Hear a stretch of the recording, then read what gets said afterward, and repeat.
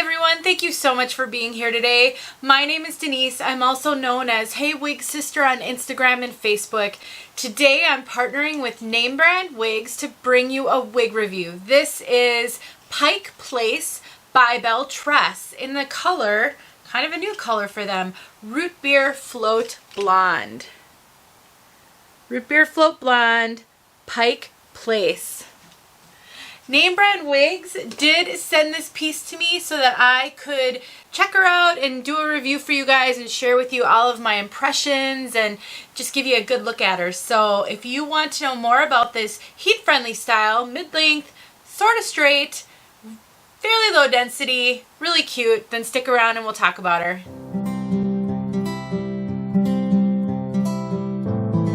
Just thrilled to be working with name brand wigs on this review. I'm honestly so grateful and honored that they're willing to partner with me. I just love bringing variety to all of you guys. I love to be able to show different styles, different colors. I would just never be able to do that without the support of some really fabulous retailers. So if you have a minute, please send an email to the customer service department at Name Brand Wigs and thank them for working with reviewers so that you get an opportunity to see these pieces on lots of different people. I'll see if I can track down an email address and put it in the description. But I just think these retailers need to know that when they put money towards sending these wigs out to us, that it's valuable and that these reviews mean something. So thank you so much, Name Brand Wigs. If you're not familiar with them, please check them out at namebrandwigs.com. I will have a link in the description to this particular piece, but they are a really great, trusted resource. They have customer service, they have a blog, they're a part of Joshua 20, oh my gosh, I just had a brain fart. Joshua, it's the Bible verse in Joshua. They're a Christian organization. They're a faith-based organization. I'm sorry, I'm blanking on the number part of that Joshua, but definitely worth it checking out. If you've never purchased from them and you're not familiar with them, please check them out. All right. Let's talk about Pike Place. I am going to be getting outside to show you this beautiful newish color for Belle Tress, and I will talk about it a little more toward the end of the video. So if you're here just because you're curious about the color Root Beer Float Blonde, please go to the description of this video. I will put timestamps in there so that you can skip ahead to the color sections and you don't have to listen to the whole review. Let's take a look at Pike Place from all sides before we talk about her.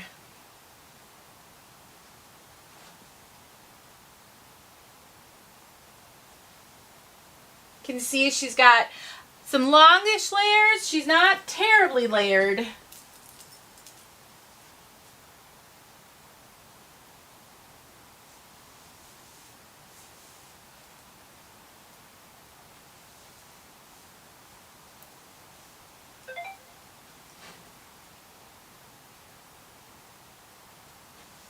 So she definitely is a longer style for what I typically wear. She does fall below the collarbone, and so definitely has some length.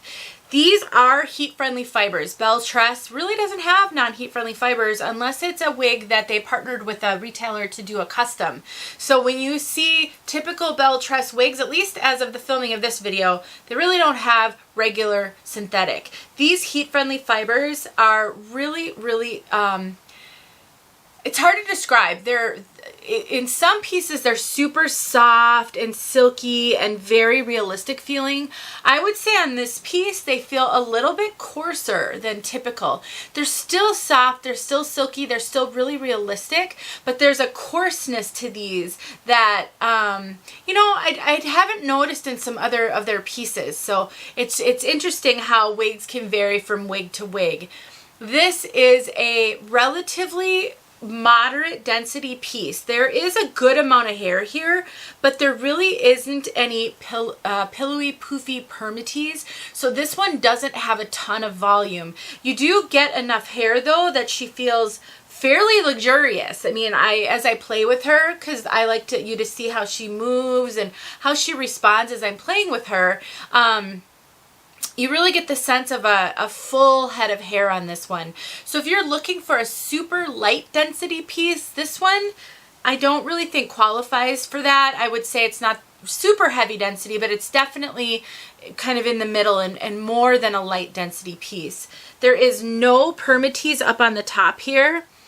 As I go around the sides, I may feel a little bit of crimpy fibers. It's sometimes hard to tell in a piece with a good amount of hair, but I feel what I think is a little bit of crimpy fibers all around here. And that's what gives it a little bit of this volume, but there isn't any of the really nesty, thick permatease. And I know that's important to some of you to know. For some of you to know.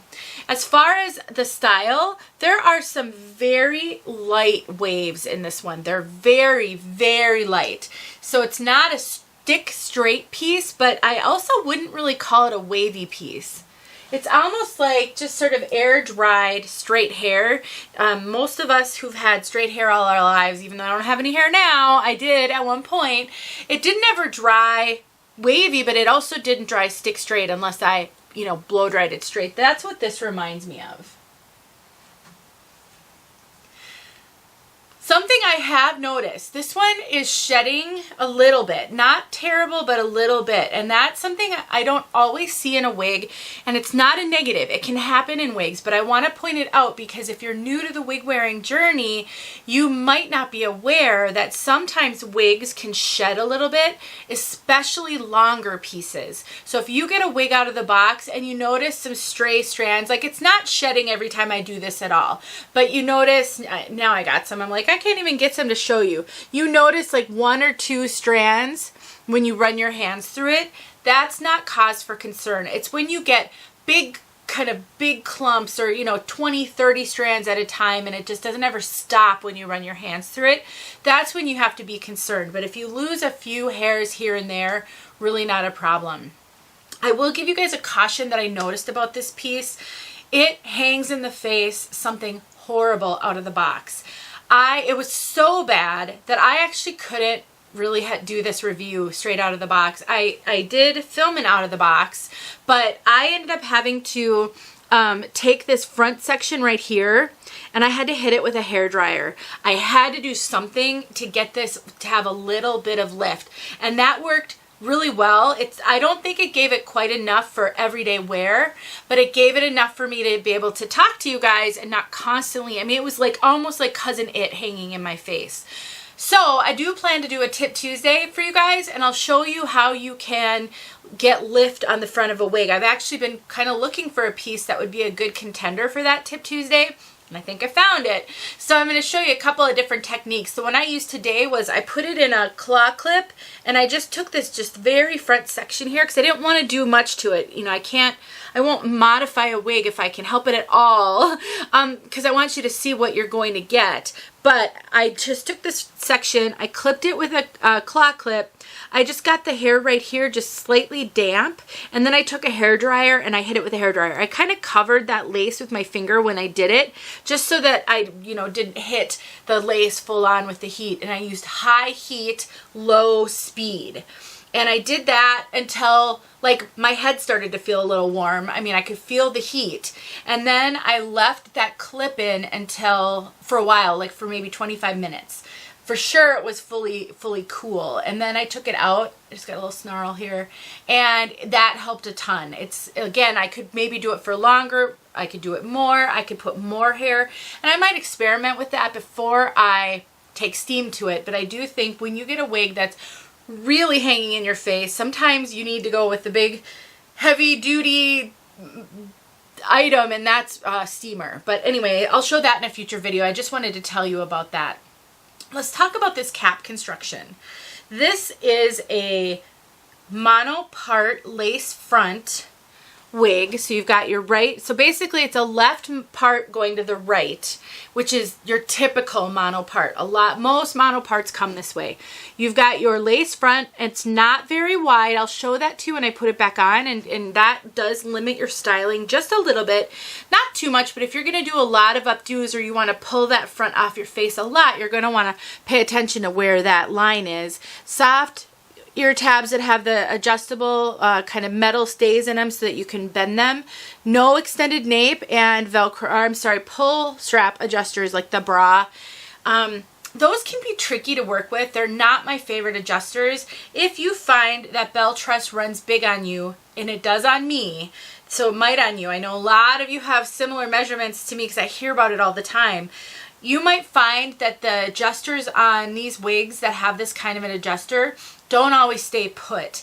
It's really easy to fix with just a needle and a thread, and you just put a little bit of a stitch around the metal on the adjuster. I mean, it's really simple, even easier than sewing on a button, which is I find fairly easy, and I'm not talented at that. But you just stick a little stitch in there, and you kind of go over wherever the metal is so that you just kind of anchor it in place. So once you get it to the adjustment that you want, you might want to just consider doing that, because I don't find that these stay very well. Let's put her back on, and I'll tell you about the lace front. I'll show you the coverage on me, and let's talk about the fit as well. So Belle Tress, like I said, they run, I hope I have a comb handy. That's one thing I forgot to do, is grab my comb. Whenever I put a longer wig on like this, it's harder to get it arranged. So Belle Tress wigs run a little bit roomy. They are known as a kind of a brand that is a little bigger than average. They're not large cap, but I would say they run bigger than average. I will say I see variation in that. Not always do Belle Tress wigs fit me big. This one's got a lot of room up here, and the ear tabs come pretty low on me. So let me show you. I've got the ear tab right here. Let me get it where it needs to be. The top of my ear is right here. And so that to me is it provides really good coverage. It makes it really hard to wear things like sunglasses and reading glasses and just glasses in general, because I don't get a lot of clearance there. But as you can see, I get amazing coverage. There's no, you can barely see it because I just recently buzzed. But often in wigs, you can see a little bit of my bio hair. You get none of that here. So if you're trying to blend a color, you know, and you're going with a color, or let's not say, you're going with a color that's outside of your bio hair color where blending will be a problem, then you're going to want to find a wig that has good coverage on you, so that's not an issue. And for me and my measurements, Belle Tress provides that. It's almost too big here for this to fit me comfortably without kind of rubbing on my ear. Almost. So definitely if you have a little bit of larger head measurements, even up to probably an average large, I do think Belle Tress will fit you. The lace front on this is really good. They brought all of those really light colors right up to the lace front. It is a rooted color, so you can see that rooting behind it, but they did try to limit the knotting by bringing some of that lightness up front, which is really good. You can also see the part on this one fairly well. Sometimes I find Belle Tress wigs a little bit hard to see that part line, and I end up plucking it a little bit. This one you can see, you can just see how it wants to go right in the face. This one you can see fairly well, but if you are looking for something a little more pronounced, it gives you a good template to do just a little bit of plucking and open that up a little bit. If you are a tucker, like I can be a tucker with straight wigs, this one I struggle to tuck because of the fit. Now, I can always tuck a wig if I really work at it. So I can move those ear tabs up, I can do my tuck, and then I can pull them back into place, and then I can arrange the hair. So it is possible to tuck this one, but I find that I have to work a little bit hard at it because those ear tabs come so low on me. That is something I know a lot of you it's important for you to know, can a wig tuck? That is super subjective. It is hard for me to say, oh, this is a tucker, because if your measurements are different than mine by any significant amount, then you may have an easier or a harder time tucking. Wigs that have a ton of permatease in the ear tab area can be harder to tuck. Wigs that are very, very curly and full of volume can be a little harder to tuck. But just keep that in mind. I've heard from some people that have appreciated when I've shown if they can tuck, or if I forget to show if it can tuck, they're wondering about that. And it's really going to depend on your head measurements, how easy that is for you. Let's talk about the limits to this lace front. So we have got a lace front that goes here. So what does that mean for you? If you like to style or you like to pull hair up in clips a lot, you can't go past about here with the front because you can see right there that transition. If you don't do a lot of that type of styling, or when you do your styling, you like to pull it kind of to the side as opposed to up, that may not be an issue. But for those of you who like to do, you know, clip it up like this, keep in mind you're not going to get as much real estate on that lace front. This wig, like I said, feels a little bit coarse to me compared to some other Belle Tress that I've had. And it does seem to get a little tangly. So I would recommend, if you are going to get this piece, that you go around with a wide tooth comb so that you can handle the tangles as they occur. It's not terrible. I've had way worse. And if you're not familiar with longer straight wigs, tangling is common. So I like to mention it, but I also like to give you the disclaimer that it's not abnormal and it's not excessive. I've had wigs that tangle much worse than this one. Again, I have not worn this one for long periods of time, but you can kind of tell which ones are going to be tangly and which ones aren't once you get some experience. I do think this one's going to be good for some updos. I think this one, aside from that front that you're going to have to contend with the limit on the lace, I do think that this kind of a style, you can do a lot of half ups, half downs, just because of the length. I also think that the lowish permatease is going to help you with that as well. Sometimes a lot of permatease can make that hard. All right, everybody, I think I've played with this enough. Let's get outside and see this color outside. If you have any questions, please let me know. And please, again, check out name brand wigs for future purchases, or just to tell them you appreciate them working with reviewers. I'm not the only one that they work with, so it gives you an opportunity to see a lot of different people wearing a lot of different wigs. Let's get outside. Let's talk about this color. Okay, I've got some details on the color. I need to find where I put it. Okay, right here. It's on 2 sheets. I've been trying to make some notes so that I am a lot more thorough. So you'll just have to bear with me as I get my new process down in these videos. Then I won't need notes anymore. So let's just talk about the color. It is a base color of a, first of all, I have to give a shout out to Taz from Taz's Wig Closet. She did a review of this color, and it is one of the best color reviews I've ever seen. She did such a thorough job. If you're looking at this color and you have not gone to Taz's video yet, please go check out her video. And I took some information from her that she provided because she had it. So I'm giving her full credit. The color codes are one of them. She had the color codes in her video, so I'm going to talk about that a little bit. She did such a good job. So a base of a 16. I looked that up, and that's a honey blonde. So you've got a kind of a honey blonde base, and then there's a highlight of an 88 and a 103. Now, neither of these colors, 88 or 103, show up on the color chart.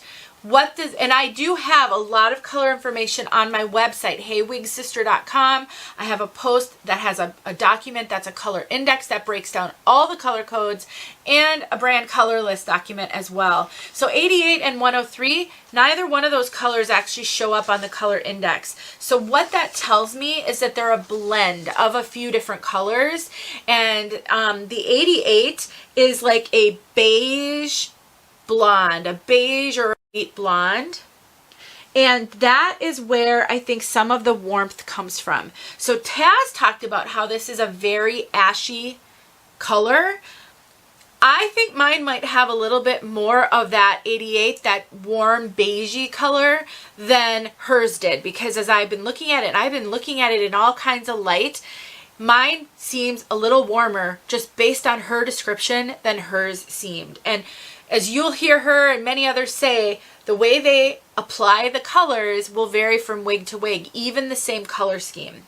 So that's where I think some of this warmth that you might be picking up comes in. And then the 103 is in the platinum family, and it's less ashy than a 101, which is a pure platinum. So it's got that 103 running through it.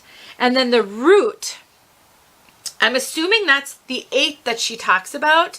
I have to tell you guys, With all these lights and how bright this wig is and how it's reflecting the light, this root looks a lot darker in my camera than it actually looks in person. I really do not think this looks like an 8 root. And I think part of the reason why is they diffused a lot of that 8 with some of those lighter colors. And let me just get up close and show you what I mean by that. So when you look at rooting sometimes, let me make sure I'm right in here, you get a big swath of super dark color. What they've done is they've run individual strands of these lighter colors up to the root. Can you see that? I heard some people tell me in another video that's called diffusing it. They diffused the heck out of this one. So you have a ton of great blend up there, and it makes it so that it's not a harsh root at all, especially on a light color like this. So for my lovers of rooting, I think it still satisfies our need to have a rooting, but for those of you who find a lot of these darker roots on these blondes too harsh, I don't think you'll find this one terribly harsh at all. I really don't.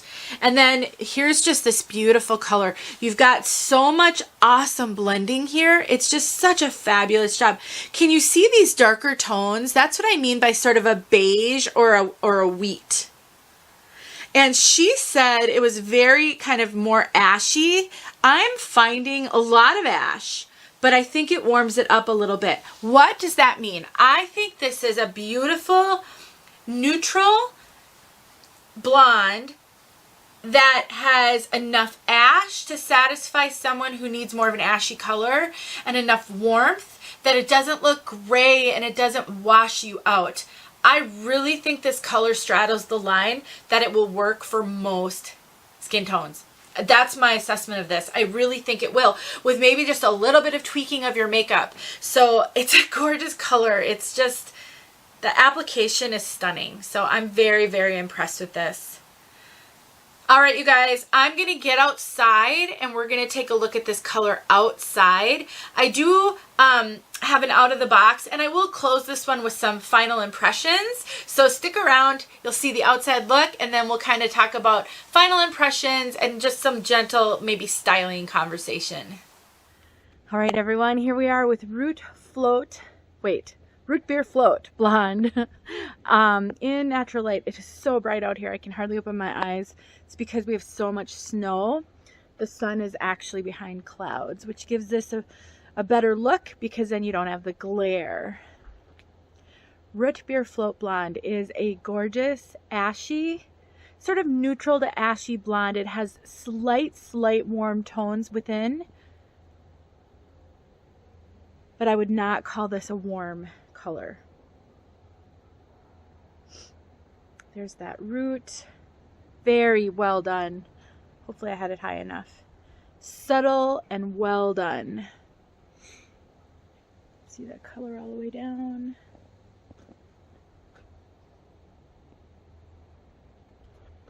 It's just beautiful. I love this color. As a brunette, that rooting is helpful, and I just find these cooler tones I like better, even though in brunettes I like warm tones.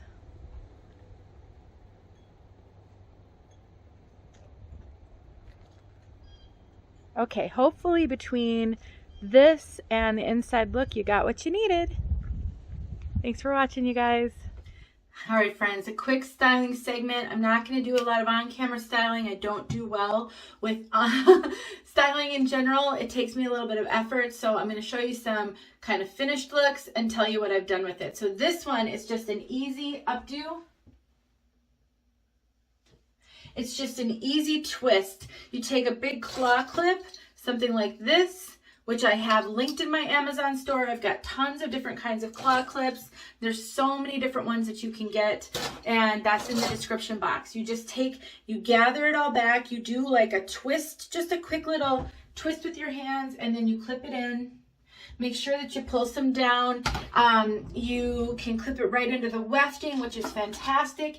If you have bio hair and a baby pony in the back, that can clip right through that baby pony, which is going to give you so much security. Then what you can do is you can take this razor comb, which I have talked about in multiple previous videos and have linked in my Amazon store as well, and then you can just like trim a little bit. If some of this hair that falls down is too long and you want it to be a little bit more wispy, you just take this razor comb, a couple of quick passes, you just trim a little bit off. It doesn't give it a blunt edge and it just looks really cute. And when you do this with a long wig and an updo, the next time you want to wear this wig and you want to wear it down, as long as you're careful and strategic and you don't like trim huge, hack off huge sections, you're going to be able to blend that really, really well, and it's not going to be a problem.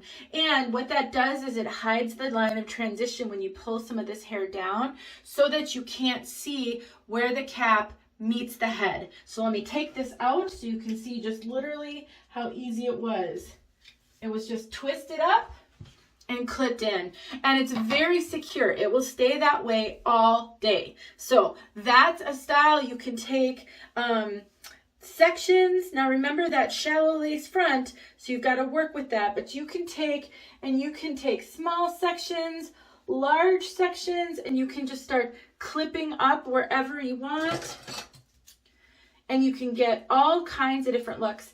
I do think if you don't typically wear long wigs, but you are looking for some flexibility in your wig wearing and you want to explore some updos and things like this, then just having one long wig that you can do some of these variety of styles with will work great. And something like this is going to help a ton with a wig that hangs in your face, because you can clip it up, you can tuck the other side, and now I've got no hair in my face. This is also going to be one that you can wear with headbands. There's a variety of different headbands out on the market.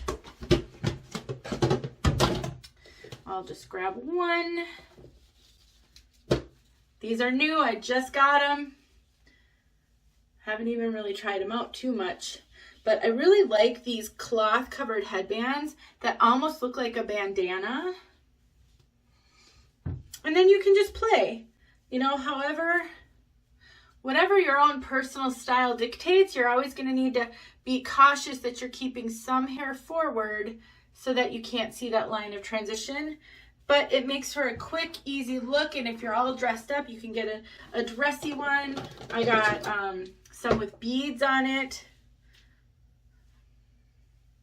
And then something that you could do is you could do a tiny little twist here, and I don't have a bobby pin handy, so I'm just going to use a clip, but you could take a bobby pin and then you could kind of tuck that. That's not going to work very well with the clip. Let's say that's a bobby pin and we tucked it, and then you could kind of pull it up a little bit, and then you've got a cute little twist that's been bobby pinned to the cap, and then you've got your headband on. So the sky's the limit, and you can just play and figure out what will work for you. So from that respect, a wig like this with some length is going to give you lots of flexibility.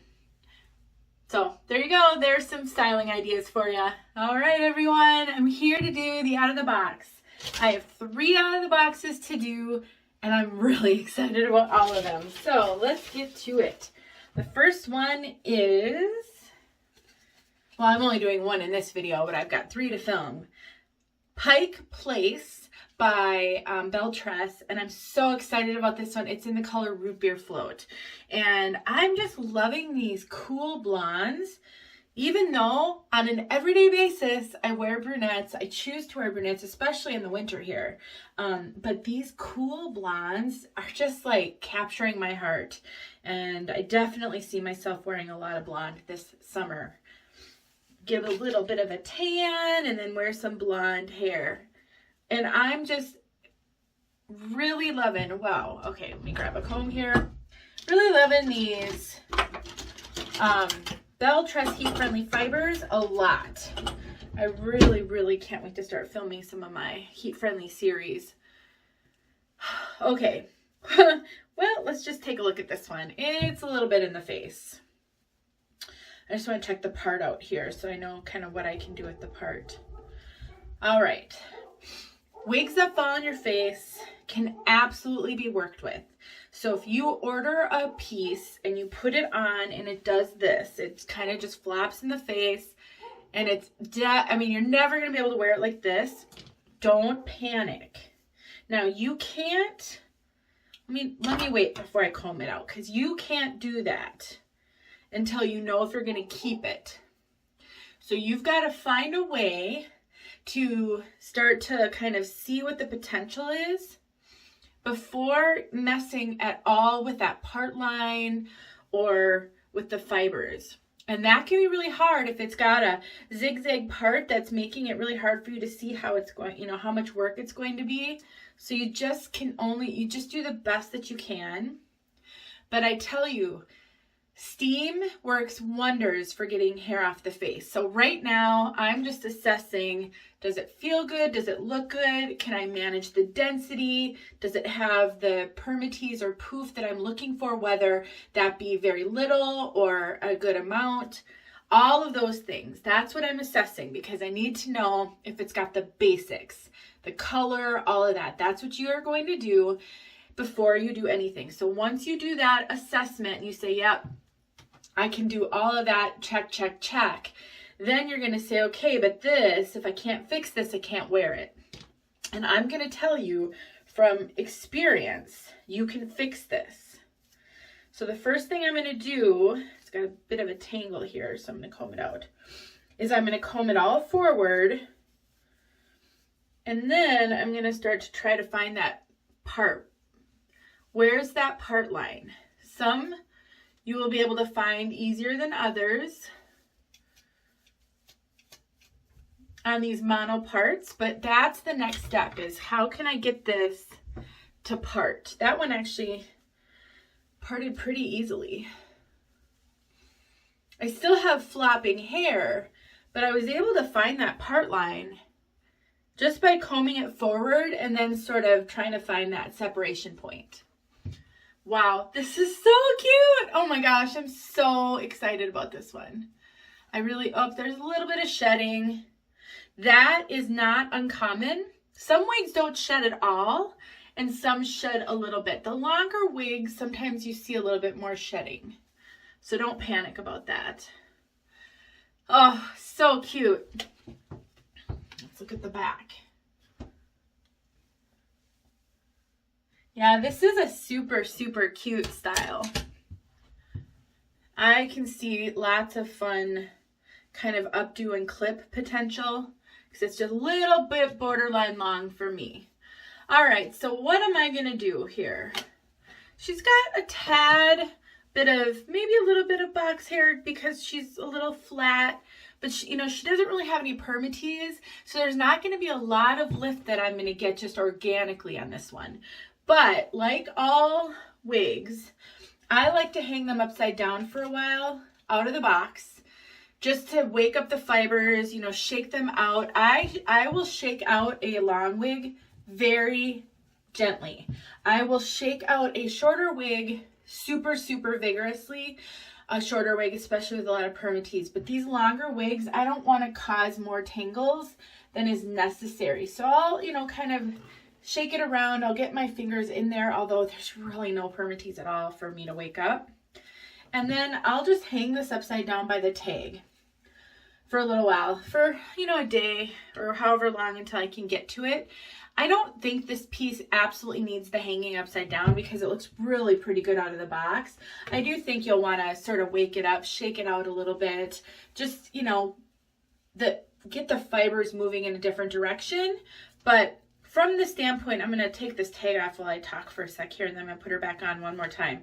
From the standpoint of how much intervention do I think this one needs to get to be wearable? Very little.